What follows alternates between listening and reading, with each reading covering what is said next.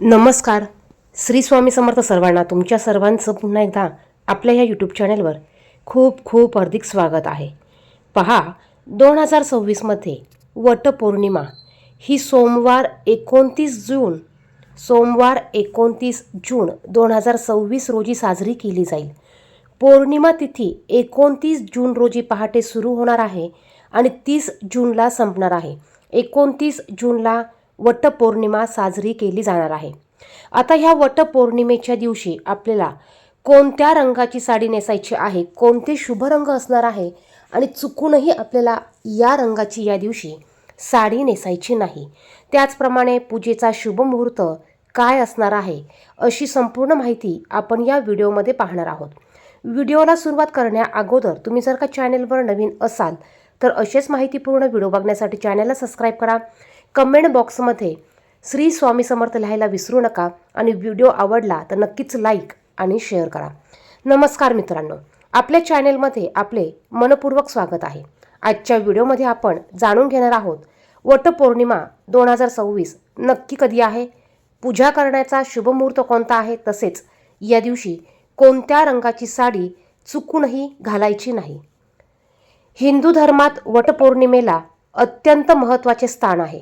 या दिवशी विवाहित महिला आपल्या पतीच्या दीर्घायुष्यासाठी आणि सुखी संसारासाठी उपवास करतात. या व्रतामागे सावित्री आणि सत्यवान यांची पवित्र कथा आहे. सावित्रीच्या दृढ निश्चयामुळे आणि पतिव्रतेच्या सामर्थ्यामुळे यमराजांनाही सत्यवानाचे प्राण परत द्यावे लागले. त्यामुळे आजही महिलांमध्ये हे व्रत मोठ्या श्रद्धेने केले जाते.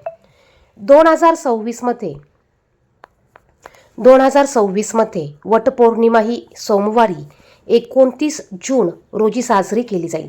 या दिवशी महिलांनी सकाळी लवकर उठायचं आहे, स्नान करून स्वच्छ कपडे परिधान करावीत आणि या दिवशी उपवास करून वडाच्या झाडाची पूजा करावी. वडाच्या झाडाभोवती शक्य झाल्यास 7 किंवा 108 प्रदक्षिणा घालून आपल्याला कापसाचा धागा हा गुंडाळायचा असतो, म्हणजेच सूत गुंडी असते, तो धागा आपल्याला गुंडाळायचा असतो. आता पूजा करण्याचा शुभ मुहूर्त सकाळी सूर्योदयानंतर ते दुपारपर्यंतचा कालावधी पूजा करण्यासाठी अत्यंत शुभ मानला जाईल. शक्यतो सकाळी 6 वाजेपासून ते 11 वाजेपर्यंत पूजा आपण करावी. आता वटपौर्णिमेला कोणत्या रंगाच्या साड्या नेसायच्या आहेत, कोणती शुभ रंग आहेत की ती आपण आवर्जून या दिवशी साडी नेसली पाहिजे. बघा, सर्वात पहिला कलर म्हणजे लाल रंग. लाल रंग हा सौभाग्य, प्रेम आणि मंगलतेचे प्रतीक मानला जातो. लाल रंग माता लक्ष्मीला आणि कुलदेवीला देखील अतिशय प्रिय आहे. त्याचप्रमाणे लग्नामध्ये देखील शक्यतो नववधूला म्हणजेच नवरीला लाल रंगाचा शालू किंवा साडी ही घेतली जाते. वटपौर्णिमेला लाल रंगाची साडी परिधान केल्यास देवी लक्ष्मीची कृपा प्राप्त होते असे मानले जाते. त्यामुळे आपण आवर्जून या दिवशी लाल रंगाची साडी अवश्य घालू शकतो. ज्यांना नवीन साडी घ्यायची असेल त्यांनी अवश्य लाल रंगाची साडी घेण्याचा प्रयत्न करायचा आहे. लाल रंग बघा, कुंकवाचा देखील रंग हा लाल असतो आणि महिला सौभाग्य म्हणून कुंकू हे त्यांच्या कपाळी लावत असतात. यानंतरचा शुभ रंग तो म्हणजे हिरवा रंग. आता बघा, नवरीला आपण साखरपुड्यासाठी हिरव्या रंगाची साडी देत असतो. नवरी देखील हिरव्या रंगाचा चुडा हा भरत असते, कारण हिरवा रंग हा निसर्गाचा, समृद्धीचा आणि आनंदाचा, त्याचप्रमाणे नवजीवनाचे प्रतीक मानला जातो. सौभाग्यवती स्त्रियांसाठी हिरवा रंग अत्यंत म्हणजे अत्यंत शुभ मानला जातो. बघा, विवाहित महिला शक्यतो सणावाराला, सणाच्या दिवशी किंवा शुभ प्रसंगी शक्यतो हिरव्या रंगाच्या काचेच्या बांगड्या घालत असतात, कारण हिरवा रंग हा शुभ मानला जातो. त्याचप्रमाणे आपण देवीची ओटी भरताना देखील ब्लाऊज पीस असेल किंवा साडी असेल, शक्यतो आपण हिरव्या रंगाची साडी घेत असतो आणि म्हणूनच या दिवशी आपण हिरव्या रंगाची साडी देखील पूजेसाठी परिधान करू शकतात. त्यानंतरचा शुभ रंग हा म्हणजे पिवळा रंग. पिवळा रंग हा अतिशय शुभ मानला जातो. त्याचप्रमाणे भगवान श्रीहरी विष्णू, माता लक्ष्मी आणि गुरु ग्रहाशी हा रंग संबंधित आहे. भगवान श्रीहरी विष्णू यांना पिवळा रंग अतिशय प्रिय आहे. त्याचप्रमाणे पिवळ्या रंगाची साडी देखील नवरीला हळदीच्या वेळेस घातली जाते.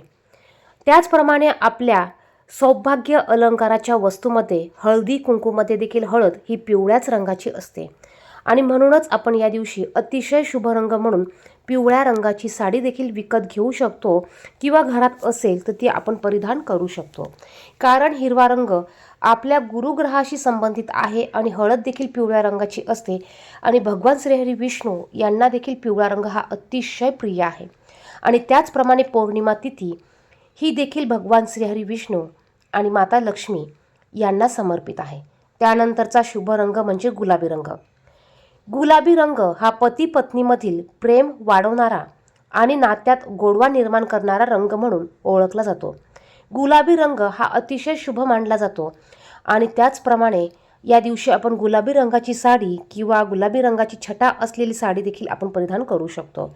यानंतर म्हटलं तर मग आपण केशरी रंग, भगवा रंग या रंगाची साडी परिधान करू शकतो. कारण भगवा रंग, केशरी रंग, ऑरेंज रंग हा सूर्याशी संबंधित आहे. सूर्यदेवतेचा रंग देखील नारंगी आहे आणि म्हणूनच आपण शुभतेचं प्रतीक म्हणून या रंगाची देखील साडी परिधान करू शकतो. त्या व्यतिरिक्त आपण पोपटी, गुलाबी, टोमॅटो कलर, हिरवा कलर, त्याचप्रमाणे जांभळा कलर या रंगाच्या साड्या देखील आपण घालू शकतो. आता बघा, या दिवशी आपल्याला कोणत्या रंगाची साडी चुकूनही घालायची नाही. तर बघा, प्रत्येक शुभ कार्यात, देवाच्या कार्यात आपण काळ्या रंगाचा कपडा किंवा काळ्या रंगाची साडीही घालत नाही.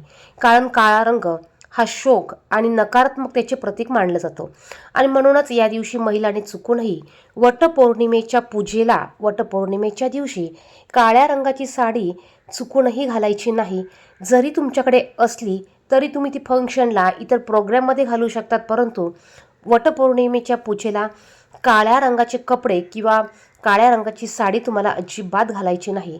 त्याचप्रमाणे गडद निळा रंग जो आहे या रंगाची देखील साडी परिधान करू नये.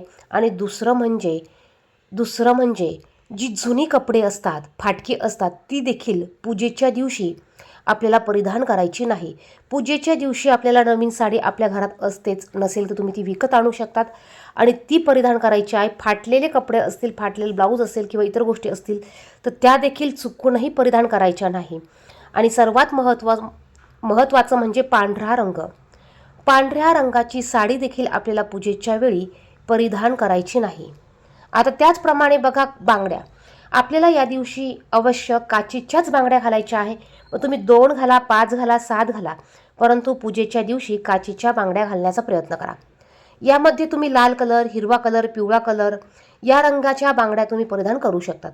शक्यतो बऱ्याच सुवासिन महिला हिरव्या रंगाच्या बांगड्या घालत असतात, परंतु चुकूनही या दिवशी प्लॅस्टिकच्या, मेटलच्या, तारेच्या किंवा इतर धातूंच्या बांगड्या चुकूनही आपल्याला घालायच्या नाही आहे.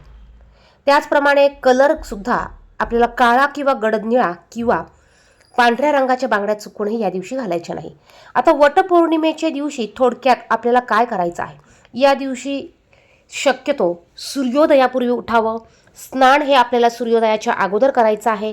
अंघोळीच्या पाण्यात थोडंसं गंगाजल, गोमतीर पाणी किंवा पंचगव्य टाकून आपल्याला अंघोळ करायची आहे. त्याचप्रमाणे पौर्णिमा तिथी असल्यामुळे आपण थोडीशी चिमूटभर हळद देखील या अंघोळीच्या पाण्यात टाकू शकतो. त्यानंतर अंघोळ केल्यावर स्वच्छ कपडे आपल्याला धुतलेले घालायचे आहे.